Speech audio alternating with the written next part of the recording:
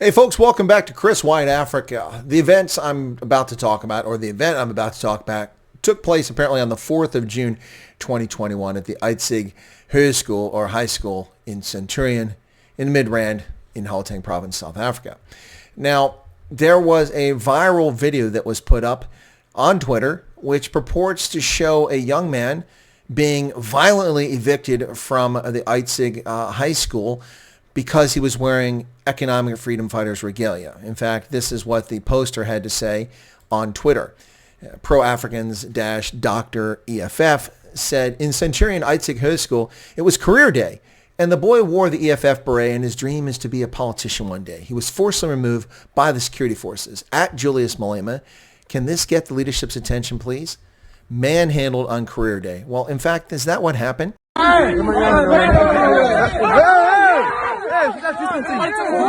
is this? What is this?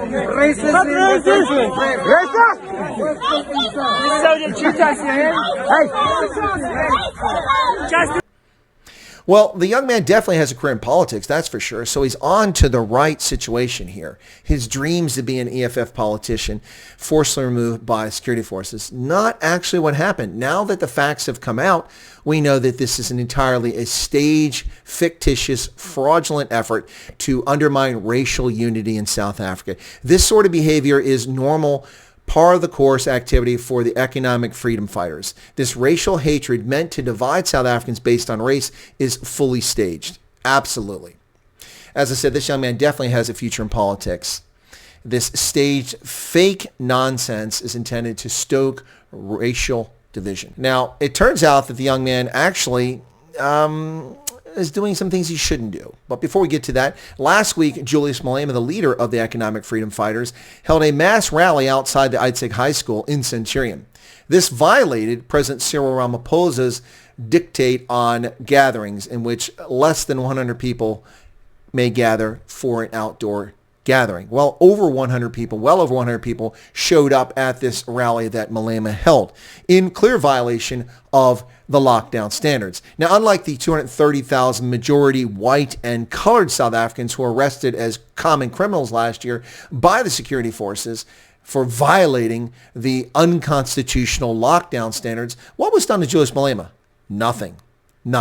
Let's talk about the student himself. First off, this student wasn't allowed on school grounds. Why? Because he's currently, at that time, serving a 7-day suspension for his conduct. Now, the captured South African Human Rights Commission, which can't be bothered to tell us the status or if they ever open an investigation into the brutal, racially motivated slaying of the Brant family, Northwest Province, an 83-year-old, his 73-year-old wife, and their 54-year-old daughter brutally beaten to death with crowbars in a racially motivated event in which no theft took place, simply murdered because they were white.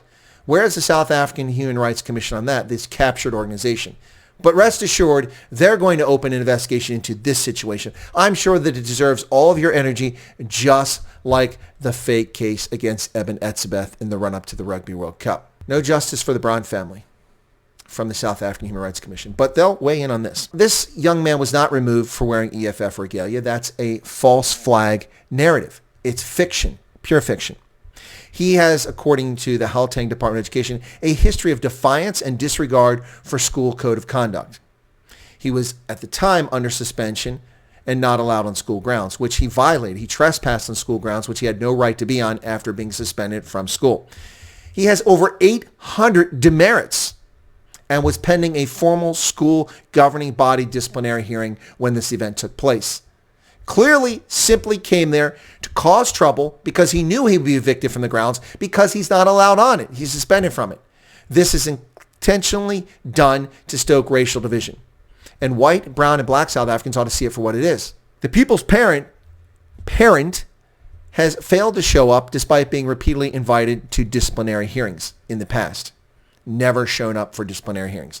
So what's really at play here, folks? What's really at play here is fakeness. This is pure fakeness, pure nonsense, driving racial hatred and racial division, sowing division in South Africa by a political opportunist, a charlatan, and a charlatan party, which has no relevance in South African society whatsoever, which has reached its peak of popularity and is searching for a way to get the country's attention, and doing so by threatening click stores and attacking click stores, and then threatening and attacking commercial farmers in the Free State and the Northern Cape, torching through arson thousands of hectares of land, killing off countless wildlife and domesticated livestock, threatening people in Senegal, trashing the city town, claiming they were there to protect property. They weren't there to protect property.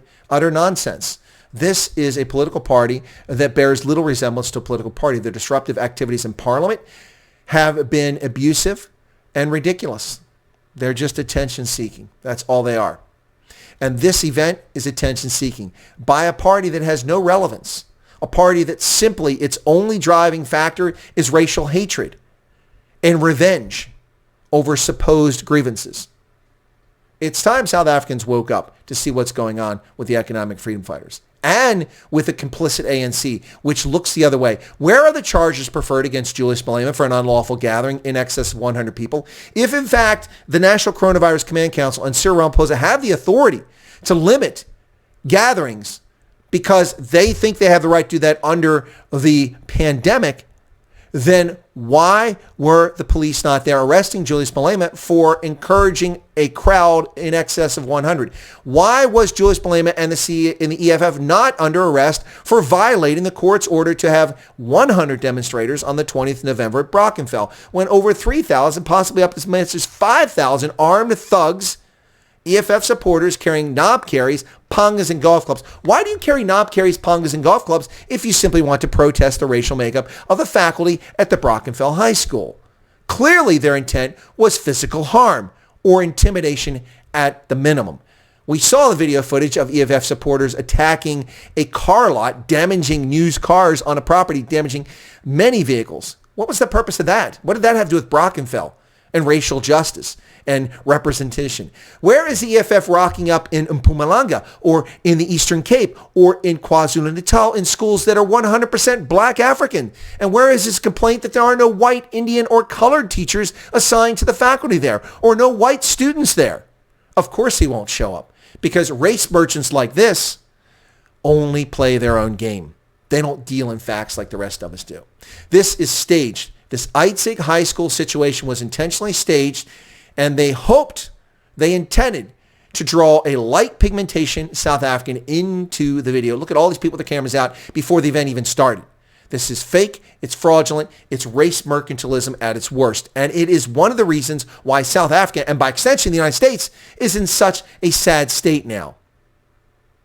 People don't naturally dislike each other based on their pigmentation. It has nothing to do with race. This is bogus. Wake up, South Africa, before your country goes up in flames. If you're not a subscriber to Chris Wyatt Africa, hey, take a second, smash that subscription button right down there and become a subscriber. We appreciate your patronage of the channel, where you get clear, honest, and objective analysis of events around the world, specifically in Africa, and with a heavy focus in Southern Africa and South Africa. No dog in the fight, just honest reporting here.